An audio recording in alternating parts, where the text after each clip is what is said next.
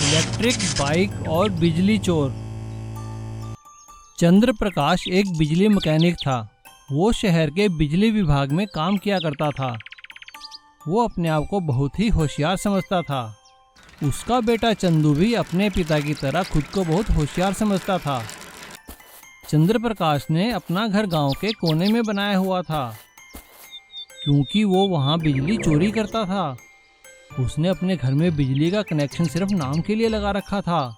उसने गांव के कोने में अपने घर के पास बने बिजली के ट्रांसफार्मर से गैर कानूनी ढंग से बिजली लगा रखी थी। उसके घर के सारे उपकरण उसी बिजली से चलते थे। एक दिन जब वो काम से घर वापस लौटा तो उसने अपनी पत्नी से कहा, अरे विमला, ये एसी क्यों बंद किया है भाई? इतनी गर्मी है, एसी चलाओ। उसकी बात सुनकर उसकी बीवी विमला ने कहा, अरे अगर एसी चलाऊंगी तो बिजली का बिल कौन भरेगा? हाँ। अपनी बीवी की बात सुनकर चंद्र प्रकाश ने हंसते हुए कहा, अरे मेरी भोली विमला, बिजली के बिल की चिंता तुम मत करो। अरे तुम जानती नहीं, हमारे घर में तो बिजली मुफ्त है, मुफ्त। ट्रांसफार्मर से डायरेक्ट लाइन लगा रखी है मैंने, जितना मर्जी एसी चलाओ। तभी उसका बेटा चंदू से आकर कहता है, पापा पापा देखो, मैंने बैटरी से चलने वाली बाइक बनाई है। अरे वाह बेटा, तू तो मेरा नाम जरूर रोशन करेगा। देखा विमला, कितना होशियार है हमारा चंदू। अपने पापा की बात सुनकर चंदू ने कहा, हाँ पापा, समझाओ ना माँ को। माँ तो मुझे बैटरी चार्ज करने ही नहीं देती, कहती है बिजली का बहुत बिल आता है। चंदू की बात सुनकर चंद्र प्रकाश ने अपनी बीवी को डांटते हुए कहा, अरे क्यों रोकती हो बच्चे को? इतना होशियार है, बैटरी से चलने वाली बाइक बनाई है, चार्ज करने दो। इसे कौन सा बिजली का बिल भरना है? चला बेटा मेरे साथ आ, मैं तुझे सिखाता हूँ कि कैसे बैटरी चार्ज करनी है, वो भी बिना पैसे के। चंद्र प्रकाश चंदू को बिजली चोरी करने के तरीके सिखाता है। उसकी बीवी उसे बहुत टोकती है, लेकिन वो नहीं मानता। अब चंद्र प्रकाश की तरह चंदू भी बिजली चोरी करना सीख चुका था। एक दिन चंदू अपने दोस्तों के साथ अपनी बैटरी वाली बाइक लेकर दूसरे गांव गया, जहां पर उसकी बाइक की चार्जिंग खत्म हो गई। तो उसके दोस्त ने उससे कहा, अरे चंदू, अब घर कैसे जाएंगे? अरे दोस्त, तू फिक्र क्यों करता है? अब देखना कैसे मैं खंबे से बैटरी चार्ज करूंगा। मेरे पिताजी ने मुझे बिजली चोरी करना सिखा दिया है। चंदू अपनी बाइक को लेकर गांव के कोने में एक ट्रांसफार्मर के पास चला जाता है और बिजली की तारों का एक सिरा अपनी बाइक में लगाता है। और चार्जिंग करने के लिए जैसे ही वो दूसरा सिरा ट्रांसफार्मर में लगाने लगता है, तभी जोर का झटका लगता है। चंदू दूर जा गिरता है और उसकी सारी बाइक जलकर राख हो जाती है। धमाके की आवाज़ सुनकर गांव के सभी लोग वहां भागे चले आते हैं। चंदू की जान बच जाती है, क्योंकि उसका पैर एक लकड़ी के ऊपर था। गांव वाले उससे पूछते हैं कि उसे बिजली चोरी करना किसने सिखाया। चंदू उन्हें सारी बात बता देता है। सभी गांव वाले इस बात की रिपोर्ट पुलिस में करते हैं और पुलिस चंद्र प्रकाश को बिजली चोरी करते हुए रंगे हाथ पकड़ लेती है। बिजली विभाग उसे नौकरी से निकाल देता है। अब चंद्र प्रकाश को अपनी गलती का बहुत पछतावा होता है, क्योंकि उसकी गलती के कारण उसके बेटे की जान जा सकती थी। वो कभी जिंदगी में बिजली तो क्या, किसी भी चीज की चोरी ना करने की कसम खा लेता है। जादुई चाय वाले की दुकान थी। सोनारपुर गांव में रामू नाम का एक आदमी रहता था। रामू की सोनारपुर गांव के बाजार में एक चाय की दुकान थी। वो बहुत ही स्वादिष्ट चाय बनाया करता था और चाय के साथ साथ पकौड़े और जलेबियां भी बेचा करता था। सोनारपुर के बस स्टैंड के सामने उसकी दुकान होने के कारण उसका काम बहुत अच्छा चल रहा था। वो आने जाने वाले यात्रियों को बुला बुलाकर चाय पिलाया करता था। चाय ले लो चाय, गर्मा गर्म चाय, स्वाद स्वाद चाय, थकान मिटाने वाली रामू की स्पेशल चाय, चाय ले लो चाय। आइए भाई साहब, आप चाय पियेंगे या जलेबियाँ खाएंगे? अरे भैया थक चुके हैं, कुछ भी खिला दो। अरे साहब, आप एक बार चाय पी के तो देखिए, सारी थकान दूर हो जाएगी। रामू उस आदमी को चाय पिलाता है। चाय पिलाते ही उस राहगीर की सारी थकान दूर हो जाती है। अरे वाह, भैया तुम्हारी चाय में तो जादू है, जादू, फुर्ती आ गई तन बदन में। इसी तरह रामू सभी राहगीरों को बड़े प्यार से चाय पिलाया करता था। रामू दिल का बहुत अच्छा था।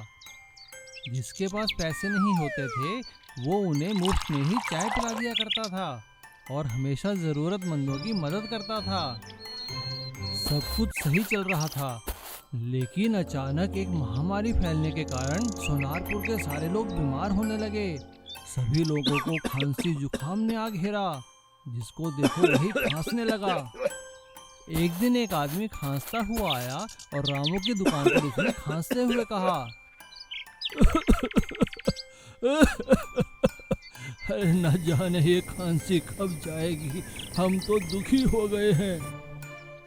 रामू ने उसे बड़े प्यार से चाय पिलाई और भगवान से कहने लगा, हे भगवान, कोई तो इलाज होगा इस महामारी का। तभी अचानक एक साधु बाबा रामू की दुकान पर आए। प्रणाम महाराज, आइए बैठिए, क्या सेवा करूं आपकी। उस साधु बाबा ने अपने झोले में से एक जड़ी बूटी निकालते हुए रामू से कहा, रामू, मुझे पता है तुम दिल के बहुत अच्छे हो। एक काम करो, ये जड़ी बूटी लो और अपनी चाय में मिलाकर सभी लोगों को पिलाओ। इससे पूरे गांव का भला होगा। और हाँ, सबसे पहली चाय मुझे ही पिलाओ। जी महाराज। रामू ने वैसा ही किया। रामू ने साधु बाबा से जड़ी बूटी लेकर चाय में डालकर बहुत ही स्वाद चाय बनाई और वो चाय उस खांसते हुए आदमी और साधु बाबा को पीने को दी। चाय पीते ही चमत्कार हो गया, उस आदमी की सारी खांसी चली गई। अरे ये क्या जादू है, चाय पीते ही मेरी सारी खांसी गायब हो गई, मैं ठीक हो गया। तभी रामू ने पलटकर देखा, वो साधु महाराज गायब हो चुके थे। रामू ने भगवान का धन्यवाद करते हुए कहा, हे प्रभु, तेरा बहुत बहुत शुक्रिया। अब रामू सभी राहगीरों को वो जड़ी बूटी वाली चाय पिलाने लगा और चाय पीते ही सभी का रोग दूर हो गया और सोनारपुर में फिर से खुशियां लौट आई। और अब रामू की चाय की दुकान को सभी लोग जादुई चाय की दुकान के नाम से जानने लगे। 2 राक्षस और जादुई पेट्रोल पंप। काली पहाड़ी वाले नीचे के मैदानी जंगल में बक और चक नाम के 2 राक्षस कई सालों से रहते थे। वे दोनों राक्षस होने के बाद भी बहुत ही अच्छे थे। उन्होंने कभी किसी जीव को तंग नहीं किया। वो दोनों जंगल में उगने वाले फल, फूल और पत्ते खाकर ही अपना गुजारा किया करते थे। लेकिन वो लोग पास के शहर की बढ़ती आबादी से बहुत परेशान थे। अरे भाई चक, देख तो शहर कितना बढ़ता ही जा रहा है। हाँ भाई बक, लगता है एक दिन ये नदी और पहाड़ी पार करके हमारे जंगल में भी आ जाएगा, तब हम क्या करेंगे।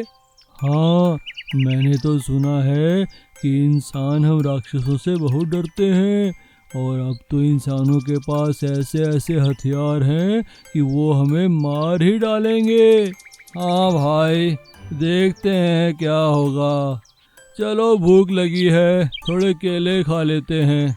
उन दोनों की चिंता जायज थी। एक दिन उन्होंने देखा कि इंसानों ने काली पहाड़ी में सुरंग बनाकर एक सड़क बना ली है और वो लोग काफी सारी मशीनें लेकर इस जंगल में आ रहे हैं। ऐसा देखकर वो दोनों पहाड़ी के नजदीक एक जमीन के अंदर गुफा में छुप गए। अब शहर पार से इंसान जंगल में आकर बस्ती बनाने लगा था, लेकिन वो दोनों राक्षस जमीन के अंदर ही गुफा में छुपे रहे और रात को चोरी चोरी बाहर निकलते और अपने खाने के लिए फल वगैरह गुफा में ले जाया करते थे। लेकिन इंसानों ने जंगल काटना शुरू कर दिया और अब बक और चक के लिए खाने के लिए चीजें बहुत कम बचने लगी। एक दिन उन्होंने देखा कि जिस गुफा में वो छुपे हुए थे उसके ऊपर से कोई खुदाई कर रहा था। ये देखकर वो घबरा गए, लेकिन शाम होते ही खुदाई बंद हो गई और वो दोनों रात के अंधेरे में उस गुफा से बाहर निकले तो उन्होंने देखा कि उनकी गुफा के ऊपर एक पेट्रोल पंप बनने जा रहा था। ये देखकर बक ने चक से कहा, मैंने सुना है इंसान बहुत लालची होता है, चलो पेट्रोल पंप मालिक को लालच देते हैं। और वो दोनों पेट्रोल पंप मालिक के घर पहुंचे। पेट्रोल पंप मालिक उन दोनों को देखकर डर गया, लेकिन बक और चक ने उन्हें सारी बात बताई और काफी सारे पैसे और सोना चांदी का लालच दिया। सोना चांदी की बात सुनकर पेट्रोल पंप का मालिक मान गया और उसने उन दोनों से कहा, ठीक है महाराज, जैसा आप कहो, लेकिन मुझे बताओ करना क्या है। तो बक ने उससे कहा, देखो मेरी बात सुनो, तुम वहाँ पर जो मर्जी बनाओ, लेकिन उसके नीचे हमारा घर है, उसे नुकसान नहीं पहुँचना चाहिए। हम तुम्हें बहुत सारा सोना चांदी देंगे और तुम्हारे पेट्रोल पंप में मुफ्त का पेट्रोल भी हमेशा आता रहेगा, लेकिन तुम्हें लोगों को थोड़ा सस्ते दाम में पेट्रोल देना पड़ेगा। ठीक है महाराज, जैसा आप कहो। और वो दोनों उससे बात करके वापस आ जाते हैं और अपनी जादुई शक्तियों से रातों रात ही अपने घर के ऊपर एक पेट्रोल पंप तैयार कर देते हैं और पेट्रोल पंप मालिक के घर खूब सारा सोना चांदी भी दे देते हैं। अब पेट्रोल पंप का मालिक सस्ते दामों में लोगों को पेट्रोल देने लगता है और उस पेट्रोल पंप के नीचे बक और चक आराम से रहते हैं और भगवान से कहते हैं कि वाह रे भगवान, क्या चीज बनाई है तूने इंसान। रामू और श्यामू सुंदर नगर में एक ही कॉलेज में पढ़ा करते थे। दोनों बहुत ही अच्छे दोस्त थे। वे दोनों एक साथ ही कॉलेज आते, क्लास में पढ़ते और कॉलेज की कैंटीन में एक साथ बैठकर ही खाना खाया करते थे। वो दोनों बहुत ही पेटू और शरारती किस्म के लड़के थे। उन्हें हर काम करते हुए खाने का ही सूझता था और खासकर खाते हुए तो वो लोग बहुत ही शरारत किया करते थे। एक दिन जब इतिहास के टीचर क्लास में पढ़ा रहे थे, तभी श्यामू को कॉलेज की कैंटीन से समोसे बनने की खुशबू आती है। उसने रामू को इशारा करते हुए कहा, अरे रामू, देख तो कितनी अच्छी खुशबू आ रही है और यहाँ पे पता नहीं इतिहास का पीरियड कब खत्म होगा। अरे हाँ श्यामू, मैं भी यही सोच रहा हूँ, चलो कुछ जुगाड़ करते हैं। उन्हें आपस में बात करते देख इतिहास के टीचर ने पूछा, अरे रामू श्यामू, क्या कर रहे हो तुम दोनों? क्लास में बैठे हो या पार्क में? चुपचाप बैठो। अरे सर मेरे बहुत पेट में दर्द हो रहा है सर, क्या मैं बाहर जा सकता हूँ? अच्छा ठीक है, जाओ निकलो यहाँ से दोनों। दोनों बड़ी खुशी खुशी क्लास से बाहर चले जाते हैं और सीधा कैंटीन में पहुँचते हैं। कैंटीन के मालिक जगतार उन्हें देखकर बहुत दुखी हो जाते हैं और अपने कारीगर से कहते हैं, अरे छोटू, आ गए दोनों भुक्खड़, देख तो क्या खाएंगे ये। रामू और श्यामू समोसे खाने के लिए मांगते हैं और देखते ही देखते वो काफ़ी सारे समोसे चट कर जाते हैं और वहाँ बाकी खड़े लोग सभी उन्हें देखते रहते हैं। तभी एक लड़का जगतार से कहता है, अरे चाचा, क्या करते हो आप भी? आज भी ये दोनों सारे समोसे खा गए। अरे बेटा, मैं तो इनसे खुद दुखी हूँ, क्या करूँ? तभी वो लड़का जगतार के कान में कुछ बात कहता है, हाँ, ये ठीक रहेगा, कल ऐसा ही करूँगा। अगले दिन जैसे ही रामू श्यामू कैंटीन में आते हैं तो वो देखकर हैरान हो जाते हैं कि एक टेबल पर नूडल के भरे भरे 2 बाउल पड़े थे। अरे चाचा, ये क्या है चुनौती, हमें भी बताओ। अरे आओ बेटा, खास लगता है तुम दोनों के लिए ही है। अरे भाई, जो ये 2 नूडल के बाउल 2 मिनट में खा जाएगा, उसे मैं पूरे साल भर कैंटीन में मुफ्त खाना खिलाऊंगा। ये सुनकर वो दोनों बहुत खुश हो जाते हैं। अरे चाचा, बस इतनी सी बात, और अगर नहीं खा पाए तो? अरे भाई, तो क्या, तो उन्हें साल भर के पैसे देने होंगे। रामू और श्यामू एक दूसरे को देखते हैं और चुनौती स्वीकार करने के लिए हाँ कर देते हैं। लेकिन जैसे ही रामू श्यामू नूडल्स खाने लगते हैं, वो देखकर हैरान हो जाते हैं कि नूडल्स के नीचे तो काफी सारी मिर्च वाले नूडल भरे हुए थे। वो दोनों मिर्च लगने के कारण चिल्लाने लगते हैं, अरे हाय, मर गया, इतनी मिर्च, हाय को पानी पीने को दो। हाँ, पानी दो भाई, अरे जल्दी पानी दो। तभी कैंटीन मालिक जगतार कहता है, अरे छोटू, दे इनको पानी दे और साथ में 1 गिलास दूध का भी दे। और हाँ बेटा, तुम्हारे 2 मिनट हो गए पूरे और नूडल रह गए अभी अधूरे। चलो उठो, मुंह साफ करो और 1 साल के खाने के पैसे दो। रामू और श्यामू को शर्त के अनुसार खाने के पैसे देने पड़ते हैं और दोनों कान पकड़ते हैं कि कभी किसी के साथ शरारत नहीं करेंगे और खासकर किसी को खाने पीने के लिए तो बिल्कुल भी तंग नहीं करेंगे।